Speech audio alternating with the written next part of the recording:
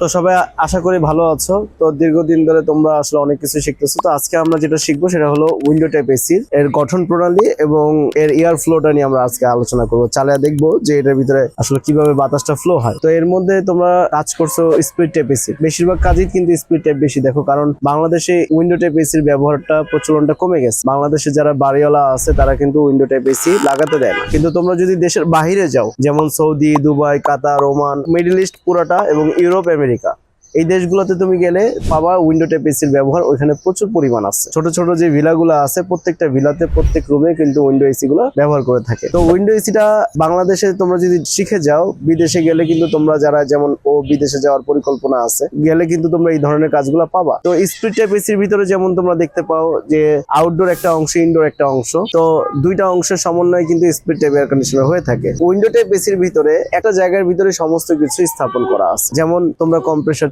এই কম্প্রেসারটা কিন্তু এখানে আছে, কন্ডেন্সারটা এখানে আছে এবং ইভাপোরেটরটা এখানে আছে। এখানে এই একটা বক্সের ভিতরেই তোমার সবকিছু এখানে সেট আপ করা আছে। তো আজকে আমরা তোমাদেরকে এই বিষয়টা নিয়ে মূলত আলোচনা করা। তোমরা কিন্তু জানো যে কন্ডেন্সারের কাজটা কি, ইভাপোরেটরের কাজটা কি, তাই না? তাহলে এর কাজগুলো আলাদা। এবং এখানে একটা ব্লোয়ার ফ্যান মোটর আছে। সাধারণ ক্ষেত্রে কিন্তু আমরা দেখি স্প্লিট টাইপ এসির ভিতরে যে তোমার কি হয় যে আউটডোরে একটা ফ্যান মোটর থাকে, ইনডোরের ভিতরে একটা ফ্যান মোটর থাকে। কিন্তু উইন্ডো টাইপ এসির ভিতরে দেখো এখানে ভিতরে একটা ব্লোয়ার ফ্যান মোটর আছে, এই পাশে ব্লোয়ার, এখানে ফ্যান, এই দুইটার সমন্বয়ে ব্লোয়ার ফ্যান, আর এখানে হলো কি মোটর, ব্লোয়ার ফ্যান মোটর। ঠিক আছে, এই একটা মোটর দিয়ে দুই পাশে বাতাসটাকে সার্কুলেশন করে। তো আমরা আজকে যেটা দেখাবো তোমাদেরকে, আচ্ছা এখন দেখো আমরা একটা কাজ করি, এটা বসাও, খুব সতর্কতার সাথে বসাবা। ওকে, একটা পেপার নাও।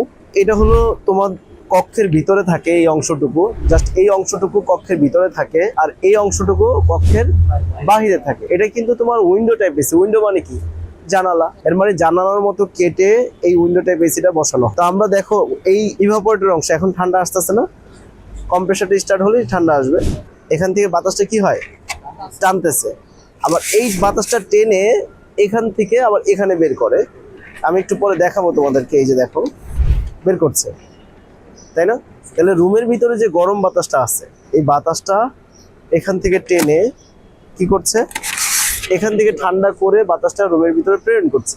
তাহলে সেই একই বাতাস সার্কুলেশন করতেছে। কিন্তু আবার অপর পাশে কিন্তু যে কন্ডেন্সারটা আছে, এই কন্ডেন্সারটা কি করছে, উত্তপ্ত হয়, গরম হয়। এই গরম হলে এখানে যে ফ্যানটা আছে, এই পিছন থেকে প্রকৃতির যে বাতাসটা আছে, এই অংশটুকু বাইরে থাকে, প্রকৃতির যে বাতাসটা আছে, সাধারণ যে বাতাসটা আছে, সেই বাতাসটা এখান থেকে টানে। দেখো টানতেছে না, টানতেছে কিনা? আমরা ভিতরে ঢুকাবো না, ঢুকালে ভেঙে যেতে পারে, পাখাটা ভেঙে যেতে পারে, খুব সেন্সিটিভ পাখা। এখান থেকে বাতাস ঢোকে, কিন্তু এখান থেকে বাতাসটা কি হয়, বের হয়ে যাচ্ছে। কিন্তু দেখছো, বোঝা যায় কি যে বাতাসটা এখান থেকে বের হয়। এইভাবে কি করে এয়ারটাকে সার্কুলেশন করে কক্ষের বাহিরে কি করবে, বাতাসটা বের করে দিবে। এর মানে নর্মাল বাতাসটা নিয়ে এই কন্ডেন্সারটাকে ঠান্ডা করে গরম বাতাসটাকে প্রকৃতির মধ্যে ছেড়ে দিবে। এইভাবে করে তোমার একটা উইন্ডো টাইপ এসি কন্টিনিউয়াসলি যখন কাজ করে, তখন এইভাবে তোমার এই পুরো কার্যক্রমটা চালু রাখে। এখন আমরা এটা একটু উপরে উঠাই। এখন দেখা যায় এই যে এখান থেকে এই যে বাতাসটা টেনে, দেখো তোমরা এখান দিয়ে দেখো, এই যে দেখো বাতাসটা টানতেছে না, এখান থেকে কিন্তু টানতেছে, খেয়াল করো, টানতেছে না, টেনে এখান থেকে কিন্তু বের হচ্ছে। হাত দাও, হাত ঢুকানো যাবে না, দেখছো যে বের হচ্ছে না, জিনিসটা কি বুঝতে পারতেছো? আচ্ছা, আমরা মেশিনটা অফ করে দিই। এটা কিন্তু তোমার কন্ট্রোল বক্স, এখান থেকে তোমার মেনলি পুরোটাকে কন্ট্রোল করা হয়। এটা সার্কিট সিস্টেম।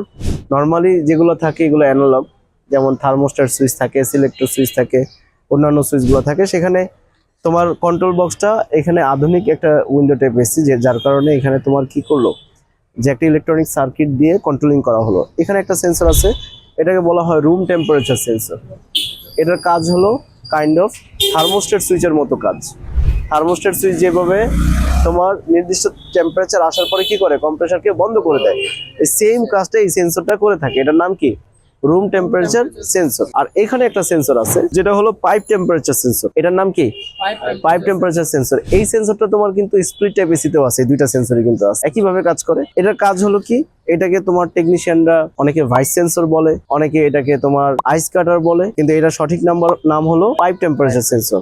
আর এটাকে অনেকেই বলে থার্মোস্ট্যাট সেন্সর, কিন্তু এটার নাম হলো রুম টেম্পারেচার সেন্সর। আমরা সঠিকটাও জানলাম, লোকালটাও জানলাম, কোনো সমস্যা নাই। তো এই যে তোমার যে সেন্সরটা আছে, কোন সেন্সর এটা? Pipe temperature sensor. এটার কাজ হলো যদি ইভাপোরেটরে ময়লা আসলে বাতাস সার্কুলেশন না করতে পারলে আইস জমে যাবে। যদি আইস জমে যায় তাহলে এই আইসটাকে কাটানোর জন্য এই যে তোমার যে সেন্সরটা আছে, এই যখন সার্কিট বোর্ডের ভিতরে সিগন্যাল দিবে তখন কম্প্রেসারটাকে সে বন্ধ করে রাখবে। বন্ধ করে রাখলে আলটিমেটলি বরফ কি করবে?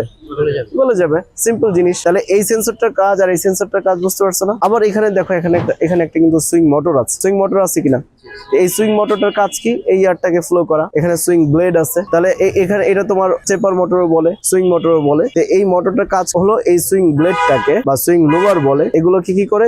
এয়ার ফ্লোর ডিরেকশনটাকে কন্ট্রোল করে। তুমি যদি এখান থেকে রিমোট থেকে তুমি যদি অটোমেটিক করে দাও তাহলে লেফট রাইট করতে থাকবে। তোমরা তো স্পিড টাইপের কাজ দেখছো না কিভাবে করে? ওই সেম ভাবে তুমি যদি রিমোট থেকে তুমি যদি অটো করে দাও তাহলে সে লেফট রাইট করবে। আর যদি তুমি ফিক্স করে দাও যেই পোর্শনে রাখবে ঠিক ওই পোর্শনেই থাকবে। এই হলো তোমার সিম্পল জিনিস। উইন্ডো স্প্লিট টাইপ এসির থেকে উইন্ডো টাইপ এসি কিন্তু আরো সহজ। কথা কি বুঝতে পারছি? তাহলে আগে মূল বিষয়টা হলো কম্প্রেসার সম্পর্কে ভালো করে শিখতে হবে, কন্ডেন্সার সম্পর্কে ভালো করে শিখতে হবে, ইভাপোরেটর সম্পর্কে ভালো করে শিখতে হবে। এগুলো যদি তুমি বেসিকটা ভালো করে শিখতে পারো তাহলে যেটা হবে যে তুমি যে কোনো এসির কাজ কিন্তু সহজে করতে পারবা। বেসিক জানতে হবে আগে ভালো করে। কথা কি বুঝতে পারছি? তুমি যদি এই ইভাপোরেটরের কাজ কি সেটা বুঝো নাই, কম্প্রেসারের কাজ কি সেটা বুঝো নাই, তাহলে তুমি কিন্তু কোনো কম্প্রেসারের কাজই কিন্তু বুঝবা। কিন্তু তুমি যদি এর মূল কাজটা বুঝতে পারো, তোমরা কিন্তু আমাদের ইউটিউব চ্যানেলে আমাদের ক্লাস আছে। এই ক্লাসগুলো যদি তোমরা একটু ভালো করে দেখো, আমরা কিন্তু প্লে লিস্টে, তোমরা আরএসি টেকনোলজি যে চ্যানেলটা আছে সেই চ্যানেলে গিয়ে প্লে লিস্টে যাবা।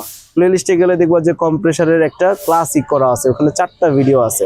এই 4টা ভিডিও যদি তুমি দেখো তাহলে তুমি কিন্তু কম্প্রেসার সম্পর্কে অনেক বিস্তারিত জানতে পারবা। তারপর যদি ফ্রস্ট টাইপ রেফ্রিজারেটর সম্পর্কে জানতে চাও তাহলে ওখানে একটা প্লে লিস্ট করা আছে। তারপর নন ফ্রস্ট টাইপ রেফ্রিজারেটর যদি জানতে চাও ওটার একটা প্লে লিস্ট করা আছে। এর মানে তুমি যখন অবসরে থাকবা তখন এই প্লে লিস্ট গুলো যদি তুমি দেখো তাহলে যেটা তোমার হবে যে তোমার জ্ঞান কিন্তু বৃদ্ধি হবে। এবং আমরা সুযোগ পেলে, আমরা আসলে সময় সুযোগ পাই না, কারণ আমাদের তো জানো প্রচুর পরিমাণ টেকনিশিয়ানদের কাজে পাঠাতে হয়, ওদেরকে ম্যানেজ করতে হয়। তো আমরা চেষ্টা করবো আগামী শীতে ইনশাল্লাহ আরো কিছু প্লে লিস্ট তৈরি করতে যাদের শিক্ষা ক্ষেত্রে কাজে লাগবে। কথা কি বুঝতে পারছি? এই বিষয় নিয়ে তোমাদের কোনো প্রশ্ন আছে কি? কোনো প্রশ্ন নেই? আচ্ছা, থ্যাংক ইউ। তো আশা করি তোমরা এই পুরো গঠন প্রণালীটা বুঝতে পারছো। এগুলো তোমাদের কাজের ক্ষেত্রে লাগবে। তারপর আমরা তো নিয়মিত ক্লাসের মাধ্যমে ইনশাল্লাহ আরো শিখবো। ঠিক আছে, আমরা আমাদের এই লক্ষ্য, সেটা লক্ষ্যে পৌঁছাতে পারবো ইনশাল্লাহ। ধন্যবাদ। We are from